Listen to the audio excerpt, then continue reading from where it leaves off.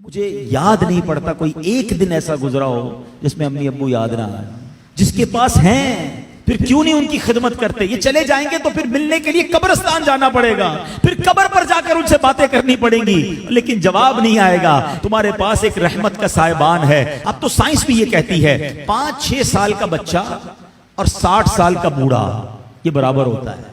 یہ زندگی کا ایک سرکل ہے, بچپن سے شروع ہوتا ہے, جوانی میں جاتا ہے, اور پھر وہاں سے 40 کے بعد عمر ڈھلنا شروع ہوتی ہے. اور بچہ جس طرح 6 سال کا ہوتا ہے نا, نارملی 60 سال 65 سال کا بندہ اسی طرح کا ہو جاتا ہے. اب مجھے ایک بات کا جواب دیجئے, 5 یا 6 سال کا بچہ آپ کے گھر میں ہو اور وہ کوئی سوال آپ سے بار بار کرے, آپ ناراض ہوتے ہیں؟ کیونکہ ہمیں یہ سمجھ آ گئی ہے کہ ابھی 6 سال کا ہے, اس کا انڈرسٹینڈنگ لیول کم ہے, اس کی لسننگ پاور کم ہے, اس کے دماغ میں ابھی اتنی وسعت نہیں ہے, بچہ ہے اس لیے ضد کر رہا ہے. جس دن آپ یہ سمجھ گئے کہ 60 سال کے بعد تقریباً کم و بیش سننا مشکل ہو جاتا ہے, سمجھنا مشکل ہو جاتا ہے, ضد آ جاتی ہے, فرمائشیں شروع ہو جاتی ہیں, اب آپ اس کو انجوائے کریں. اب اس میں چڑچڑاپن نہ لائیں کہ کیا امی روز بار بار ایک ہی بات کرتی ہو, تمہیں سمجھ تو کچھ آتا نہیں, ابو آپ کو سنائی نہیں دیتا. اللہ اکبر, تم ان سے اس طرح بات کر رہے ہو جنہوں نے تمہیں پال پوس کر بڑا کیا. اللہ کی قسم اب خدمت کا موقع آیا ہے. حقیقت کی بات بتاؤں, خوش نصیب ہے وہ اولاد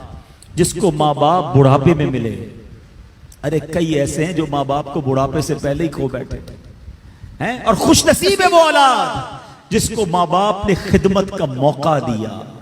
ہاں, کئی ماں باپ تو ایسے ہیں جو بچوں کی خدمت کرتے کرتے ہی خود دنیا سے چلے. اگر تمہیں آج خدمت کا موقع ملا ہے نا, یاد کرو میں بھی تو بستر گندا کرتا تھا, میں بھی تو راتیں ان کی تنگ کرتا تھا. اگر میرے ماں باپ بچپن میں یہ فیصلہ کر لیتے کہ میں اس بچے کو کیسے سنبھالوں تو میں تو بے لباس رہ جاتا. کپڑے انہوں نے پہنائے, اگر مجھے وہ چھوڑ دیتے تو میری تعلیم کا کیا ہوتا, میری پرورش کا کیا ہوتا. مجھے آج جو بھی ہوں میں دنیا میں, اپنا ذہن بنا لو میرے پیارے اسلامی بھائیوں, خدا کی قسم اگر آج تمہارے پاس شرافت ہے, عزت ہے, دولت ہے, دنیا میں جو کچھ ہے وہ سب کچھ ہمارے ماں باپ کی برکتوں سے ہے. ہم کچھ بھی نہ ہوتے اگر ماں باپ ہمارا ہاتھ نہ پکڑتے ہیں. اور آج بوڑھے ماں باپ بوجھ لگتے ہیں, آج ان کی بیماری بری لگتی ہے. آج ماں باپ کو بچہ کہہ رہا ہے میں رات کو دوائی نہیں دلاتا, صبح لے جاؤں گا. اسی بچے کو آدھی رات کو اس کا دوست فون کرے, یار میری موٹر سائیکل خراب ہو گئی ہے, پریشان ہو گیا ہوں. ارے تیرے لیے جان حاضر, ابھی آتا ہوں. دوست کے لیے ٹائم ہے تمہارے پاس, ماں باپ کے لیے ٹائم نہیں ہے. واللہ میں صحیح بتاؤں, ان بچوں کے پیسوں کا نصیب جاگا ہے کہ جن بچوں کے پیسے ماں باپ پر خرچ ہو جائیں. لوگ بچے یہ بھی کہہ رہے ہوتے ماں باپ کو کہ یہ میرے ہیں, میں آپ کو کیوں دوں, میں نے کمائے, تف ہے.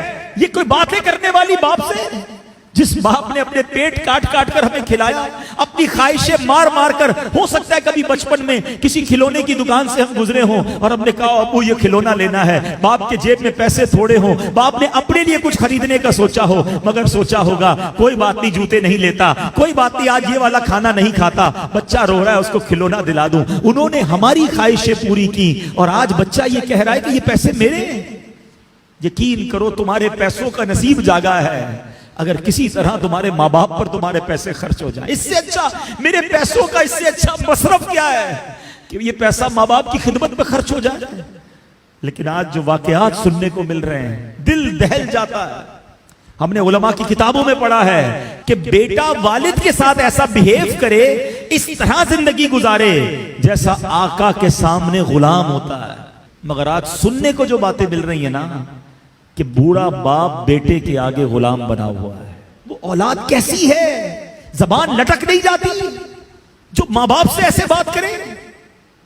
حق یہ ہے کہ اولاد کو ڈرنا چاہیے کہ کہیں میرے ماں باپ ناراض نہ ہو جائیں. حدیث پاک ہے, میرے آقا علیہ الصلوۃ والسلام فرماتے جس کا مضمون ہے ماں باپ ہی تیری جنت ہیں, ماں باپ ہی تیری دوزخ ہے.